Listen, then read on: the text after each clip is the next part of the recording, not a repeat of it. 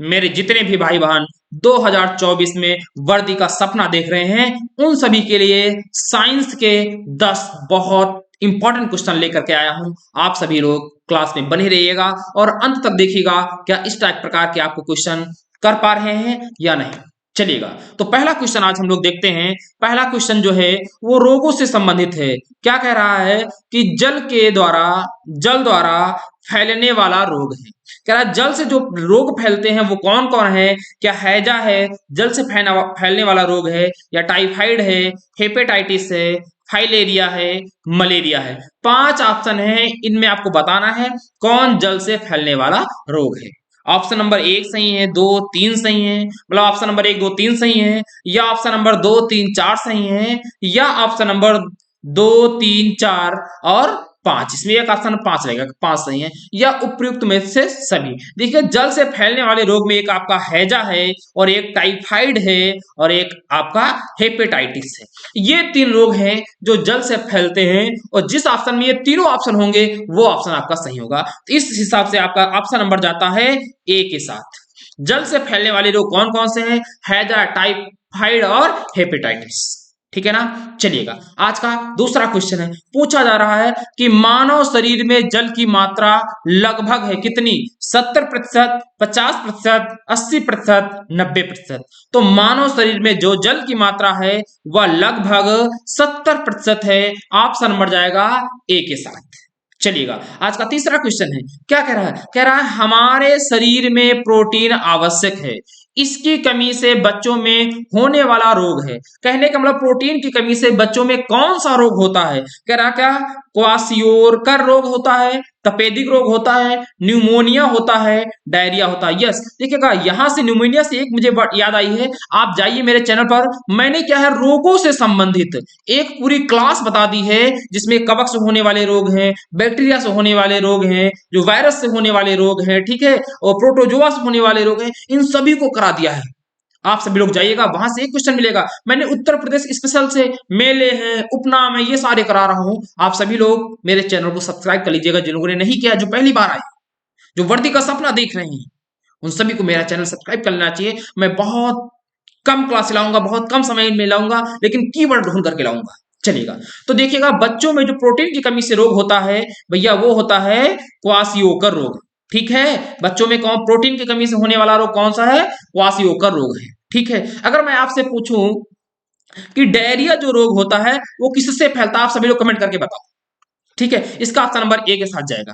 चलो, अब कह रहा है पारिस्थितिकी तंत्र बनता है। जो पारिस्थितिकी तंत्र बनता है तो ये किससे बनता है? कह रहा है कथन पहला कह रहा है जैविक घटकों से बनता है, कथन दूसरा कह रहा है भौतिक घटकों से बनता है। तो पहला ऑप्शन कह रहा है केवल कथन 1 सही है, केवल कथन 2 सही है, कथन 1 और 2 दोनों सही हैं, या उपयुक्त में से कोई नहीं। देखिए जो पारिस्थितिकी तंत्र बना होता है वो जैविक घटकों से भी बना होता है और अजैविक घटकों में। अजैविक देखिए भैया समझिएगा, अजैविक घटकों से बना होता है।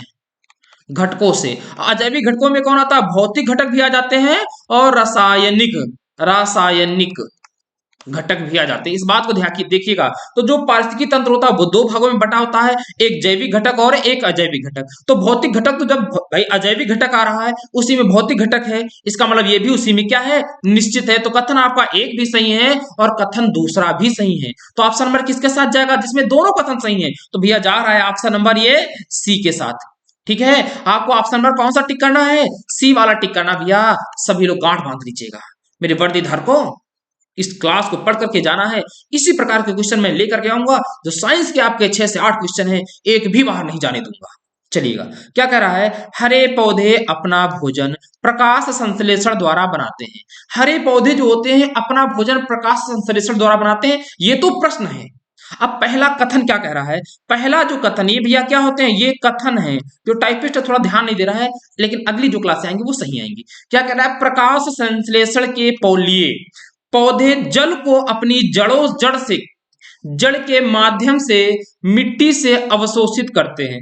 कहने का मतलब है जो प्रकाश संश्लेषण की प्रक्रिया होती है उसमें पौधों को जल की आवश्यकता होती है। उस जल को जो पौधे होते हैं वो जड़ के माध्यम से मिट्टी से निकाल लेते हैं। हाँ, जड़ के माध्यम से मिट्टी से पानी को खींच लेते हैं। क्यों, मान लीजिए आप कोई फसल बोते हैं और पानी कहाँ लगाते हैं, जमीन में, तो वो जमीन में पानी जो मिट्टी में होता है और जड़ें जो होती है वहां से क्या कर लेती हैं, उसको निकाल लेती हैं।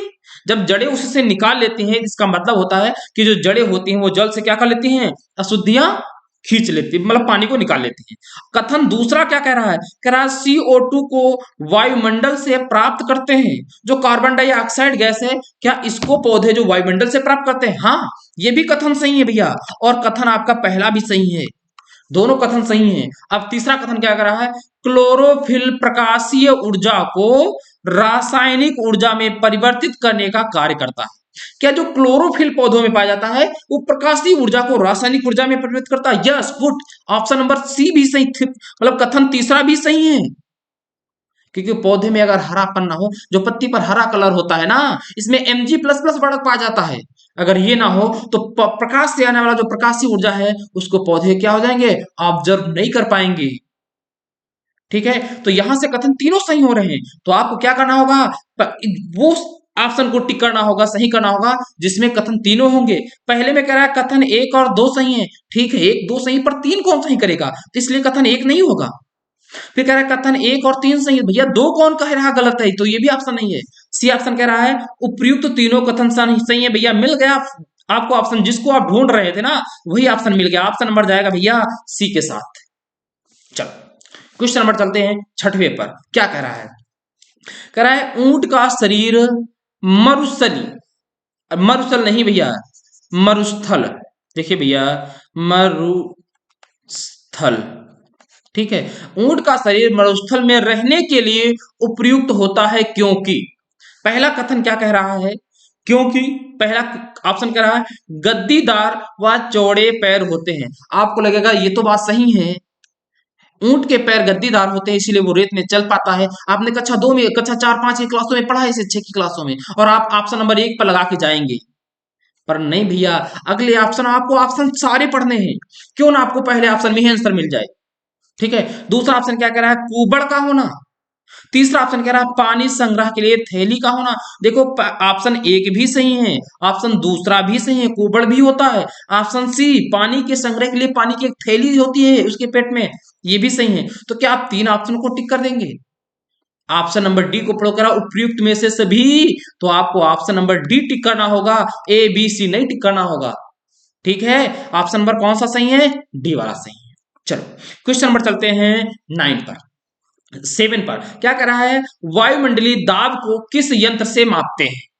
क्या वायुमंडलीय दाब को बैरोमीटर से मापा जाता है, एनीमोमीटर से मापा जाता है, हाइड्रोमीटर से मापा जाता है, या उपयुक्त में से कोई नहीं?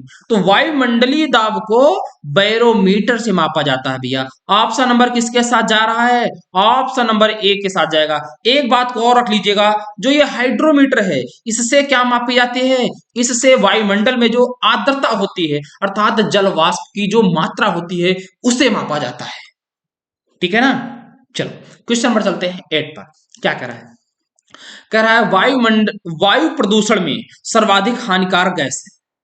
जो वायु प्रदूषण है उसमें सबसे अधिक हानिकारक गैस कौन है? कह रहा है option 1 carbon dioxide gas, carbon monoxide gas, इसका भाई सूत्र होता है CO2, कार्बन मोनोऑक्साइड CO होता है, मेथेन मतलब CH4 होता है, और कह रहा है सल्फर डाइऑक्साइड SO2 होता है। तो वायुमंडल में सर्वाधिक हानिकारक जो गैस होती है वो भैया कार्बन मोनोऑक्साइड होती है। ये क्या करती है, ये हमारे ब्लड के पास जाते ही ब्लड को जमाने की कोशिश करते थे अर्थात थक्का बना देती है। कार्बन मोनोऑक्साइड जैसे हीमोग्लोबिन के संपर्क में जाएगी। इसीलिए कहा जाता है कि कभी भी कमरे में आग जो होती है उसे जला करके नहीं रखना चाहिए, ठीक है, या बंद कमरे में आग जला करके नहीं सोना चाहिए। ठीक है, ऑप्शन नंबर किसके साथ चला जाएगा, बी के साथ। चलो क्वेश्चन नंबर 9 कह रहा अम्ल वर्षा के लिए उत्तरदायी गैसें हैं। अम्ल वर्षा के लिए उत्तरदायी गैसें हैं कौन कौन सी हैं भैया, किस किस गैस के कारण अम्ल वर्षा होती है? अम्ल वर्षा के कारण भारत देश का में जो धरोहर है कौन, आगरा का ताजमहल, जिससे हम लोग क्या कहते हैं, आगरा का ताजमहल भैया जो है ताजमहल। इसमें क्या हुआ, वहां पर आगरे में क्या हुई है, अम्लीय वर्षा होने के कारण, अम्लीय वर्षा होने के कारण जो उसका संगमरमर था संगमरमर, ठीक है। इसका कलर कैसा होने लगा? इसका कलर पीला होने लगा था। किसके कारण? अम्लीय वर्षा के कारण। तो अम्लीय वर्षा किससे किससे होती है? अम्लीय वर्षा होती है H2SO4 से, सल्फ्यूरिक अम्ल से होती है, और अम्लीय वर्षा होती है HNO3 के कारण। मतलब इन दो अम्लीय वर्षा में जब ये दो पदार्थ आते हैं तो क्या होता है? संगमर जो पत्थर होता है उसका क्षय होता है। तो कह रहा है नाइट्रोजन का ऑक्साइड। भैया ये नाइट्रोजन का ऑक्साइड है, ऑप्शन नंबर ए सही है। कह रहा है sulphur dioxide gas. Sulphur dioxide भी अम्लीय, जब जल में देखो SO2 ऊपर से आती है और जल में मिल जाती है तो क्या बना देती है? H2SO4 बना देती है। तो सल्फर डाइऑक्साइड भी है उत्तरदायी। तो ऑप्शन नंबर 1 और 2 नहीं टिक करना है, ऑप्शन नंबर आपको सी टिक कर देना है। कह रहा है ऑप्शन ए और ऑप्शन बी दोनों सही हैं। यस, ऑप्शन नंबर सी के साथ जाएगा यह क्वेश्चन। ठीक है, चलिएगा क्वेश्चन नंबर चलते हैं। आज का अंतिम क्वेश्चन और 10वां क्वेश्चन है। कह रहा है जल में घुलनशील नहीं है। क्या क्या जल में नमक, चीनी, ठोस, जैसे ठोस घुलते हैं नहीं, वह ये घुल जाते हैं, इसलिए ये ऑप्शन सही है। पर ये क्या हो जाएगा? क्योंकि निगेटिव पूछा उसने, नहीं है, तो इसलिए ऑप्शन गलत हो जाएगा। कह रहा है कार्बन डाइऑक्साइड और ऑक्सीजन। भैया जो जल होता है इसमें CO2 भी पाई जाती है, इसमें O2 भी पाई जाती है, तो ये भी ऑप्शन सही है, इसलिए ये भी निगेटिव नहीं हो जाएगा। क्या आप जल में तेल को मिला पाएंगे? तो ये मिश्रणीय नहीं है भैया, ये आपस में नहीं मिलते हैं, तो ऑप्शन नंबर यही सही हो जाएगा। ऑप्शन नंबर जाएगा भैया सी के साथ। D alcohol. भैया एल्कोहल को लोग खूब मिला मिलाकर पानी में पीते हैं, ठीक है ना। चलो, तो आज के ये 10 क्वेश्चन थे। आप सभी लोग कमेंट करके बताएंगे कि आज के ये 10 क्वेश्चन आपको कैसे लगे।